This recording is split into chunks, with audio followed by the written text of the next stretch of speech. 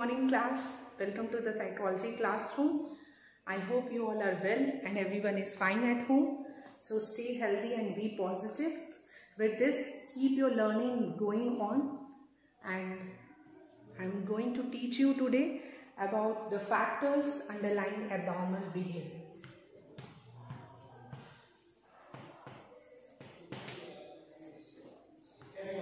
Factors underlying abnormal behavior. So today we will discuss about what are the factors which are responsible for the abnormal behavior. हम लोग ने abnormal behavior तो पढ़ा था कि abnormal behavior होता क्या है, पर इसमें कौन से factors हैं जो कि इस abnormal behavior के लिए responsible हैं. So you already know about the abnormal behavior. What is abnormal behavior? But you have to study about what are the factors, what are the determinants or what is the cause of the abnormal behavior. Subject या फिर जो client है वो abnormally behave क्यों करता है, क्या क्या ऐसे फैक्टर्स हैं, क्या क्या ऐसी चीज़ें हैं जो कि रिस्पॉन्सिबल हैं abnormal behavior के लिए.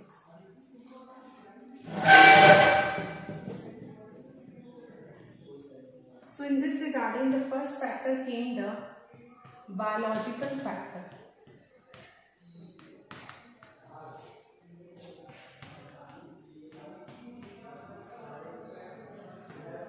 सबसे पहला फैक्टर आएगा biological factor. Okay, biological factors influence all aspect of our behaviour. Biological factor means कहने का ये है कि एबनॉर्मली अगर कोई पर्सन बिहेव कर रहा है तो कुछ बायोलॉजिकल फैक्टर्स भी हो सकते हैं उसके एबनॉर्मल बिहेवियर के लिए.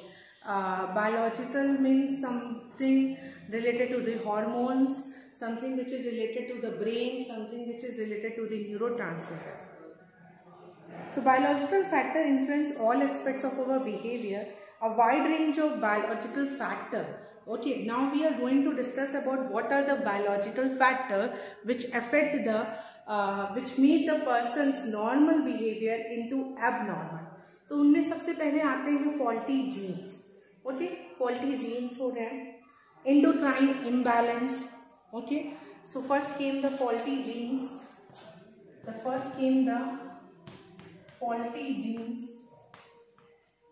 ठीक है. Second came the endocrine imbalance. Endocrine imbalance भी एक रीजन होता है abnormal behavior का. ठीक है, तो endocrine imbalance भी एक रीजन हो गया. Then malnutrition.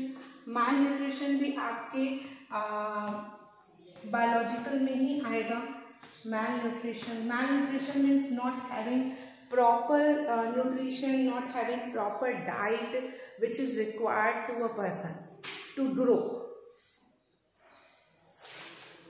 Okay, next is injuries and other condition may interfere with normal development and functioning of the human body. यानी malnutrition हो गया, endocrine imbalance हो गया, और next one is the injury. कोई किसी तरह का इंजरी हो बॉडी में या ब्रेन में, तो ये भी रिस्पॉन्सिबल होते हैं एबनॉर्मल बिहेवियर के लिए. तो हमने क्या जाना, कौन कौन से बायोलॉजिकल फैक्टर रिस्पॉन्सिबल हैं, तो वो हैं faulty genes, endocrine imbalance, injuries, malnutrition. So children, all these points you all have to keep it in your mind. आपको ये लर्न होने चाहिए कि कौन कौन से बायोलॉजिकल फैक्टर हैं जो कि एबनॉर्मल बिहेवियर के लिए रेस्पॉन्सिबल हैं. नेक्स्ट,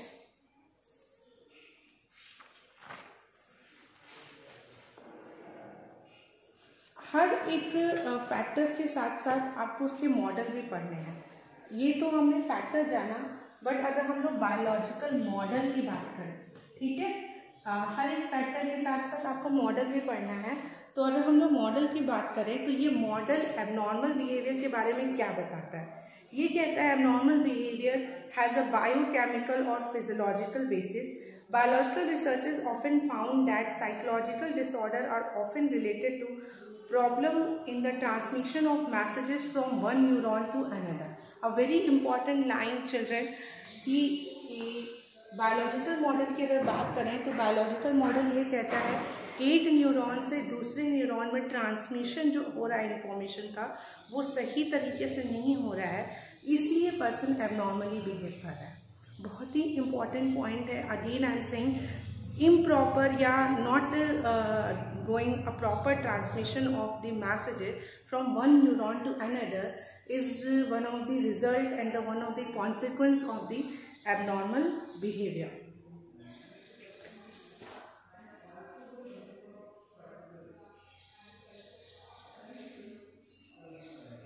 स्टडीज कुछ हुई हैं और ये इंडिकेट करती हैं कि abnormal activity by certain neurotransmitter can lead to specific psychological disorder. जैसे anxiety disorder have been linked to the neurotransmitter GABA. Okay, GABA is a neurotransmitter which full name is gamma aminobutyric acid. GABA एक neurotransmitter है जिसका full form है gamma aminobutyric acid. And anxiety disorder के लिए ये neurotransmitter, particular neurotransmitter को responsible माना गया है।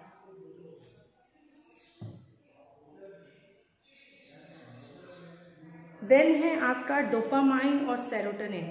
ये देखा गया है कि excessive activity of dopamine hormone है, और अगर ये बहुत ही एक्सेस मतलब अधिक मात्रा में या इंक्रीज क्वांटिटी में अगर रिलीज हो जाए तो सिजोफ्रेनिक की सिम्टम्स डेवलप होने लगते हैं। और एंजाइटी डिसऑर्डर है, अगर गाबा का एक्टिविटी अगर लो हो जाए तो एंजाइटी डिसऑर्डर होता है। देन आपका है कि डिप्रेशन जो होता है वो लो एक्टिविटी ऑफ सेरोटोनिन। यानी हम लोग ने 3 हार्मोन्स यहाँ जाने और एक न्यूरोट्रांसमीटर के बारे में जाना। तो पहला न्यूरोट्रांसमीटर था गाबा। ये देखा गया गाबा की अगर एक्टिविटी लो हो जाती है तो that result in anxiety disorder. Then serotonin की भी अगर एक्टिविटी लो हो जाती है तो दैट रिजल्ट इन डिप्रेशन।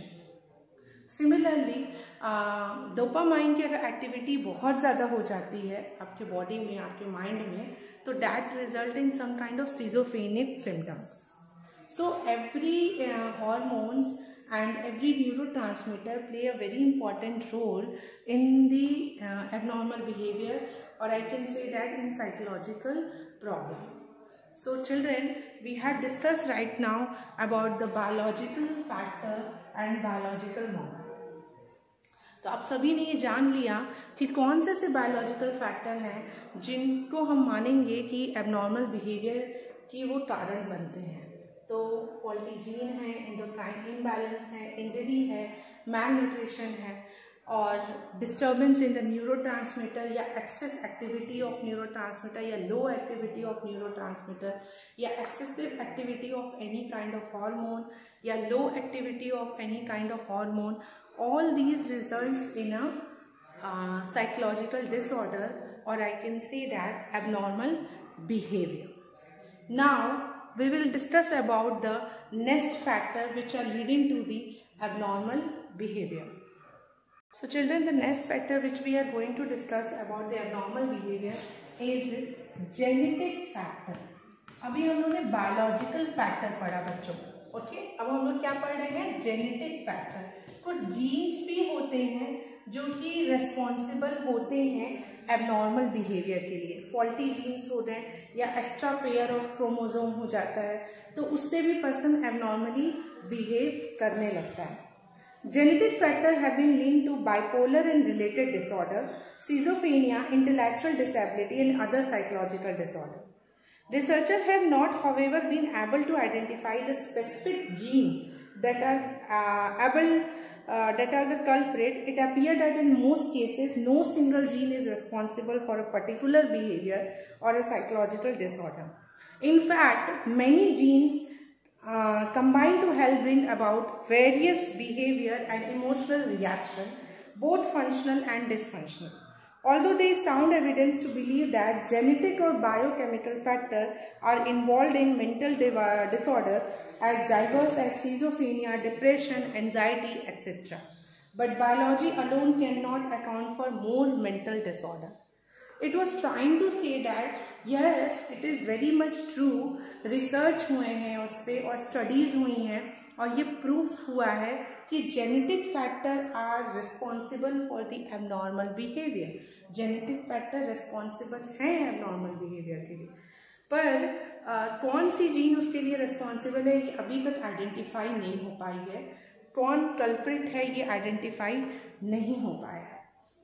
तो मैंने वही बोला कि कोई फॉल्टी जीन्स हो सकती है या एक्स्ट्रा पेयर ऑफ क्रोमोसोम्स हो सकता है, पर ये देखा गया है कि बहुत से एंजाइटी जेनेटिक यानी something carried from the gene, जैसे पेरेंट्स से बच्चों को भी मिल सकता है। अगर पेरेंट्स में इस तरह के सिम्टम्स हैं, एंजाइटी के सिम्टम्स हैं या ओसीडी के सिम्टम हैं, तो may be it possible that it come into the offspring, it come into the child also. So या जेनेटिक फैक्टर भी एक फैक्टर माना गया है एबनॉर्मल बिहेवियर के लिए। Now move to the next factor which we have to discuss, it is the psychological factor. So children we are discussing about the psychological factor. ऐसे कौन से साइकोलॉजिकल फैक्टर हैं जो कि एबनॉर्मल बिहेवियर के लिए रिस्पॉन्सिबल हैं? कौन से साइकोलॉजिकल फैक्टर्स आपको पढ़ने हैं? What are the psychological factors which are responsible for the abnormal behavior? So I think there are so many factors came in this one. Okay, so one by one we will discuss. Psychological अगर factor की बात करें, पहले भी हम लोग factor कर रहे हैं और आप इसे मॉडल भी एक्सप्लेन कर सकते हो। तो साइकोलॉजिकल फैक्टर कहें या फिर हम इसे मॉडल भी कह सकते हैं, साइकोलॉजिकल मॉडल। ठीक है, साइकोलॉजिकल मॉडल भी अगर हम रीड करें तो ये मॉडल 4 टाइप्स ऑफ मॉडल को इंक्लूड करता है। अगर हम इसे पढ़ेंगे तो इसके अंदर आपके 4 टाइप्स ऑफ मॉडल आते हैं। पहले हम ये जानते हैं कि कौन से 4 टाइप्स मॉडल आते हैं। तो इसमें पहला आता है साइकोडायनेमिक, फर्स्ट आता है आपका साइकोडायनेमिक, दूसरा आता है आपका कॉग्निटिव,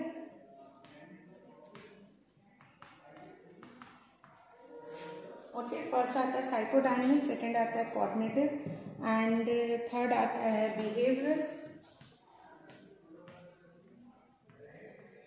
और फोर्थ आता है ह्यूमनिस्टिक एग्जिस्टेंशियल। ठीक है, ह्यूमनिस्टिक एग्जिस्टेंशियल।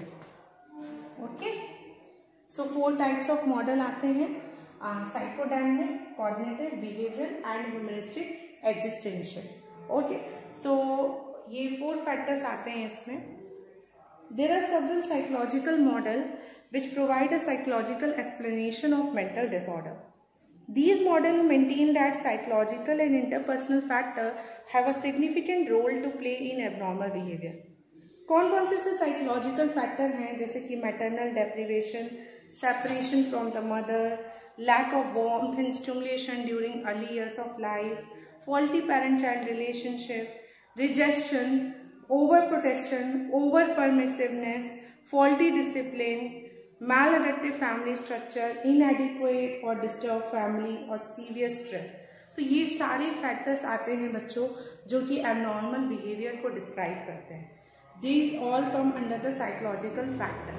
मैंने मॉडल तो बताया, हम लोग साइकोलॉजिकल फैक्टर्स के भी पॉइंट्स यहाँ पे नोट डाउन करेंगे ताकि आपको अच्छे से ये चीज़ें समझ में आ जाए। तो क्या क्या फैक्टर्स हमने पढ़े, द फर्स्ट है मैटरनल डेप्रिवेशन। अगर माँ से बच्चों को दूर कर दिया जाए या माँ नहीं है, मदर का रोल बहुत इम्पॉर्टेंट होता है चाइल्ड की लाइफ में। तो अगर मदर का रोल नहीं है चाइल्ड की लाइफ में, तो या मदर नहीं है, तो that is also one of the psychological factor which leads to the abnormal behaviour. Maternal deprivation के बाद आपका आता है separation from mother. Like mother है बट उनसे सेपरेट हो गए हैं या मदर की डेथ हो जा रही है सडन, तो सेपरेशन ऑफ मदर का नाम यहाँ पे बहुत इम्पॉर्टेंट रोल है क्योंकि मदर जो होती हैं वो बहुत क्लोज होती हैं बच्चों से और बच्चे जो होते हैं वो अपनी मदर से बहुत क्लोज होते हैं। तो उनसे सेपरेट होना या उनका डेप्रिवेशन होना बहुत इफेक्ट करता है एक चाइल्ड को। एक पर्सन को उन साइकोलॉजिकली। तो maternal deprivation, separation from mother. Third is the disturb parent child relationship, ठीक है, डिस्टर्ब रिलेशनशिप।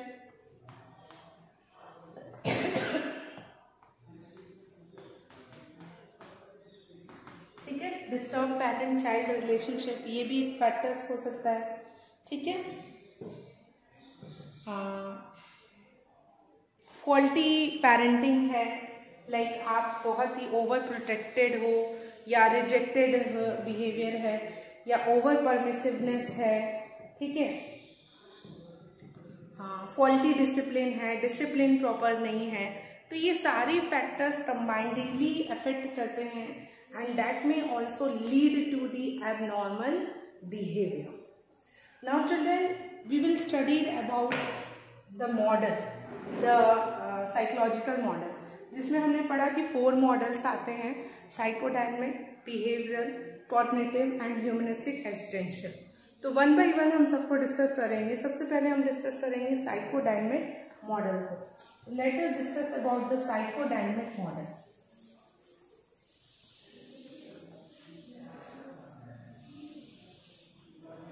तो हम लोग साइकोडायनेमिक मॉडल डिस्क्राइब करते हैं। ठीक है, this is your topic which is already written, abnormal behaviour. First came the psychodynamic model. Psychodynamic model, okay. Psychodynamic model में क्या क्या चीजें आएंगी, ठीक है। इसमें साइकोडायनेमिक मॉडल की अगर हम लोग बात करें तो साइकोडायनेमिक आपने कई बार पढ़ा है कि ये जो स्कूल है साइकोडायनेमिक, ये सिगमंड फ्रॉइड ने दिया था। तो सिगमंड फ्रॉइड के स्कूल का नाम था साइकोडायनेमिक या साइको एनालिसिस। तो इन्होंने ही जो भी चीज़ें बताई like related to the id, ego and super ego, इन्होंने ही ये सारी चीज़ें स्ट्रक्चर ऑफ पर्सनैलिटी बताई, id, ego and super ego. So what happened when we talk about the id, ego and super ego, तो इन्होंने भी रीजन भी उसी को ही माना कि there is a conflict between, so इन्होंने भी यही रीजन बताया कि there is a conflict between id, ego and super ego. Id, ego और सुपर ईगो में कॉन्फ्लिक्ट होने की वजह से ऐसा हुआ, ठीक है, ऐसा होता है या एबनॉर्मल बिहेवियर होता है when there is a conflict between id, ego and super ego. तो साइकोडायनेमिक मॉडल यही एक्सप्लेन करता है that when there is a conflict between id, ego and super ego, so that result in abnormal behaviour.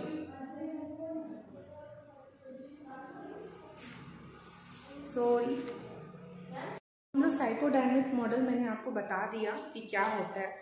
मैं इसे एक बार आपको थोड़ा सा एक्सप्लेन भी कर दूं कि it is the oldest and the most famous of the modern psychological model and this believe that behaviour whether normal or abnormal is determined by psychological forces within the person of he or she is not consciously aware. The internal forces are considered dynamic, that is they interact with one another and the interaction gives shape of behavior, thoughts and emotion. Abnormal symptoms are viewed as result of conflict between these forces. The model was first formulated by Freud, who believed that 3 central forces shape personality, id, ego and superego. So Freud thought that abnormal behavior is a symbolic expression of unconscious mental conflict that can be generally traced to childhood और infancy. तो बच्चों मैंने आपको पहले ही बताया कि psychodynamic model सबसे oldest and famous model है और ये सिगमंड फ्रॉइड का ही स्कूल है और इन्होंने unconscious, id, ego, super ego, इन सारी चीज़ों को बहुत ज़्यादा एम्फेसाइज किया है। Now what he is trying to say, he is trying to say that abnormal behavior is a result of the person's unconscious conflict. Whatever the thing, the person move into the unconscious and the abnormal behavior is the result of that unconscious. उनका कहना था कि abnormal behavior जो है वो जैसे जो चीज़ें हम लोग दबा देते हैं, ठीक है, जो चीज़ें हम लोग सप्रेस कर देते हैं तो वो कहीं ना कहीं तो निकलेंगी, ठीक है। जैसे मैं आपको इस पर एक केस बताऊंगी, from this I get the case also कि like a disorder, take one disorder of multiple personality disorder. Okay, multiple personality. There is a movie also which name is I was not remembering particularly that movie. I think Parichay, like this kind of movie was that. I'm not sure, but what happened in that person is having a multiple personality. Multiple personality मतलब वो एक person जो था वो पंडित था और उसके अंदर टू पर्सनालिटीज आती है. वन आता है, हाँ, the movie name is Aparichay. Okay, तो फर्स्ट आती है पर्सनालिटी जो बहुत ही लाइक डेमोन टाइप की है और बैड पर्सनालिटी टाइप की है. ठीक है, जो look likes a bad, but वो क्या है, वो पर्सनालिटी जो है वो डिसिप्लिन को बहुत इंपॉर्टेंट रोल प्ले करती है. उसके लिए डिसिप्लिन बहुत इंपॉर्टेंट होता है. और सेकेंड पर्सनालिटी उसमें जो होती है वो एक like a person who love and care for someone. ठीक है, तो वो डैट साइड होता है. यानी उस पर्टिकुलर पर्सन में जो एक पर्सन है जो बहुत ही सीधा साधा है, बहुत ही स्ट्रेट फॉरवर्ड है, उसके अंदर दो पर्सनालिटी आ जाती है. एक है जो बहुत ही एविल टाइप का है और उसे डिसिप्लिन कोई भी तोड़ता है तो उसे अच्छा नहीं लगता. He doesn't like to disobey the discipline. Next second personality होती है वो loves and care of about each other. Now what happened, the root cause is the psychodynamic I can say, because person क्या था ना, बहुत सी चीज़ों को उसने अनकॉन्शियस में डाल दिया और वो अनकॉन्शियस जो थी वो उसके कॉन्शियस में कब आ गई उसको भी नहीं पता चलता है. क्योंकि ये वो डिसऑर्डर होता है जिसमें एक पर्सनालिटी दूसरे पर्सनालिटी के बारे में नहीं मालूम होती. The one personality is very unknown to the second personality. तो what is happening in this one, in this case, particular case, the person has repressed all his concept into unconscious, and because of repressing all the things into unconscious, it brings everything onto a conscious level and in a different way of personality. Different personality में आया. जैसे एक personality I जिसको discipline बहुत पसंद था पर वो कभी भी शो नहीं कर पाता था सोसाइटी में, क्योंकि जहाँ पर भी बोलने जाए तो लोग उसको सप्रेस कर देते थे, जिसकी वजह से उसमें एक पर्सनालिटी डेवलप होती आई जो डिसिप्लिन को लेके बहुत स्ट्रिक्ट था.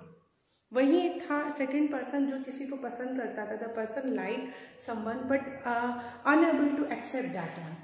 तो उसकी वजह से उसने वो भी अपने थॉट्स को अनकॉन्शियस में डाल दिया, which result in another personality who care for that one, who openly share his or her feelings and thought.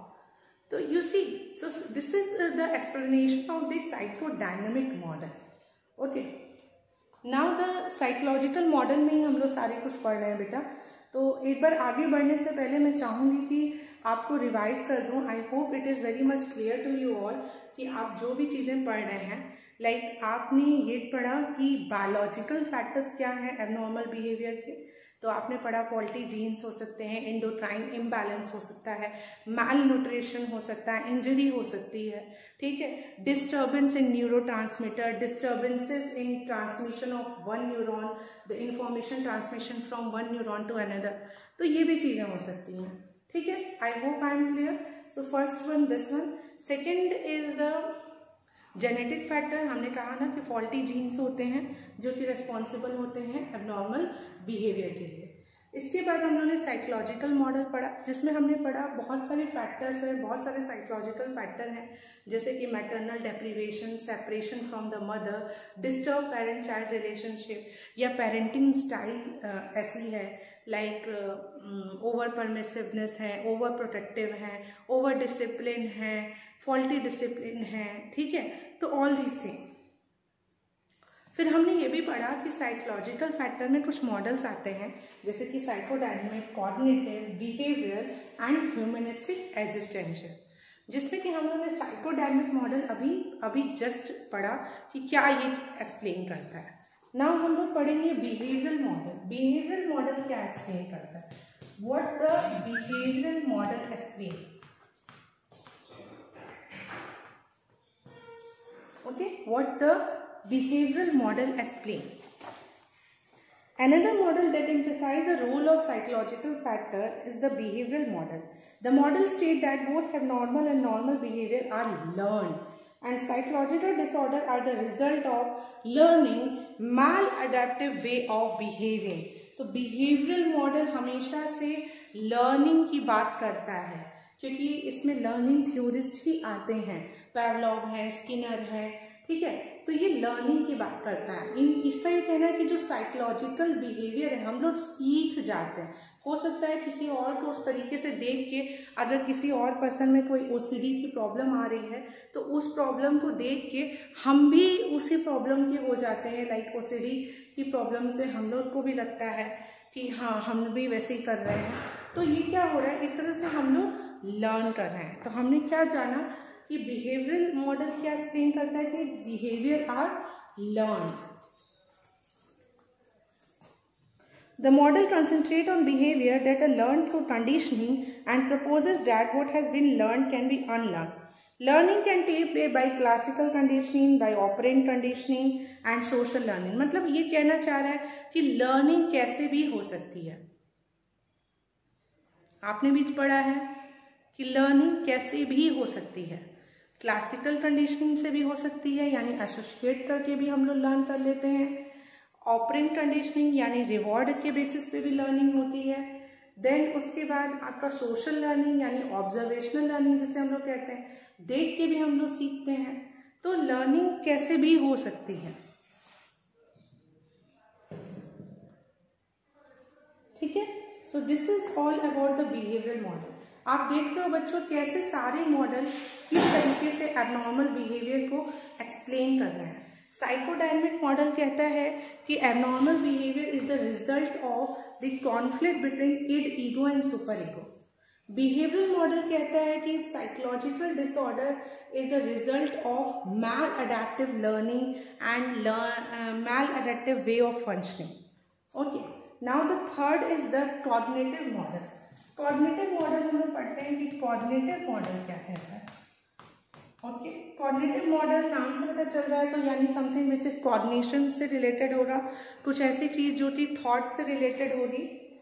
तो psychological factor are also emphasized by the cognitive model.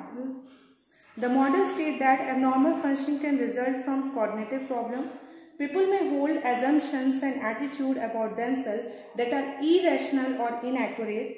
People may also repeatedly think in illogical way and may overgeneralization. That is, they may draw broad negative conclusion on the basis of a single insignificant event. तो basically कहने का मतलब ये है बच्चों, cognitive model ये बताता है कि cognition ही wrong है। समझ रहे हैं, थिंकिंग ही रॉन्ग है। इलॉजिकल थिंकिंग सोचते हैं, इरैशनल थिंकिंग होती है, नेगेटिव थिंकिंग होती है, जिसकी वजह से एबनॉर्मल बिहेवियर फॉर्म होता है। तो थिंकिंग ही रॉन्ग है ये। It is all about the cognitive model. The last model which is given in the psychological model में एक लास्ट है जो एक्सप्लेन कर देना चाहते हैं, वो है humanistic and existential model. Humanistic और existential model. Okay, humanistic and existential model, this is the last model which is given in the psychological model. So another psychological model is the humanistic and existential model, which focuses on broader aspects of human existence. Humanists ये believe करते हैं कि human beings are born with a natural tendency to be friendly, cooperative and constructive, and are driven to self-actualize, that is to fulfill this potential for goodness and growth. Existentialists believe that from birth we have total freedom to give meaning to our existence or to avoid that responsibility. Those who shirk from this responsibility would live empty, inauthentic and dysfunctional life. See children, humanistic existential वाले जो therapist हैं उनका बहुत ही अलग ही तरीके का view point और नजरिया है। वो जो है ह्यूमन बीइंग्स पे फोकस कर रहे हैं। उनका पूरा फोकस ह्यूमन बीइंग पे है। अभी तक आप देख सकते हो कि जो साइकोडायनेमिक है वो पर्सन की उस स्ट्रक्चर की बात पे फोकस कर रहे हैं जो कि लाइक उसका कोई फिजिकल स्ट्रक्चर नहीं है। ये बिहेवियर की बात हो रही है, ऑब्जर्वेबल जो दिख रहा है, ये कॉग्निटिव पे वर्क कर रहे हैं, और ये जो है ह्यूमन बीइंग पे वर्क कर रहे हैं। इनका ये कहना है कि ह्यूमन बीइंग हमेशा they search for their existence, they search for the love, they search for the freedom. Okay, so all these things belong to the humanistic existential. तो ह्यूमन भी हमेशा अपनी एग्जिस्टेंस की सर्च करता है और उसे फ्रीडम चाहिए, उसे लाइक उसके ऊपर कुछ रिस्पॉन्सिबिलिटी होती है, पर वहीं अगर वो रिस्पॉन्सिबिलिटी फुलफिल नहीं करता है, those who shirk from that responsibility, those who deviate from that responsibility, उसको हम लोग एबनॉर्मल बिहेवियर कहते हैं। जो उस रिस्पॉन्सिबिलिटी से डेविएट करता है तो उसे हम लोग कहते हैं कि वो पर्सन क्या है, एबनॉर्मल है। तो अगर उसको वो फ्रीडम ना मिले, उसको वो एग्जिस्टेंस ना मिले, उसको वो एक ट्रस्ट ना मिले, उसको एक लव ना मिले, कंपनी ना मिले, तो वो क्या होगा, that may lead to a kind of psychological disorder. So ये मॉडल इस वे में एक्सप्लेन करता है। So I hope children you all will understood about the factors underlying abnormal behavior. Thank you so much for continuously observing and listening to me. Keep learning, like keep doing revisions and make your notes and solve the sample paper. Very important. Thank you so much.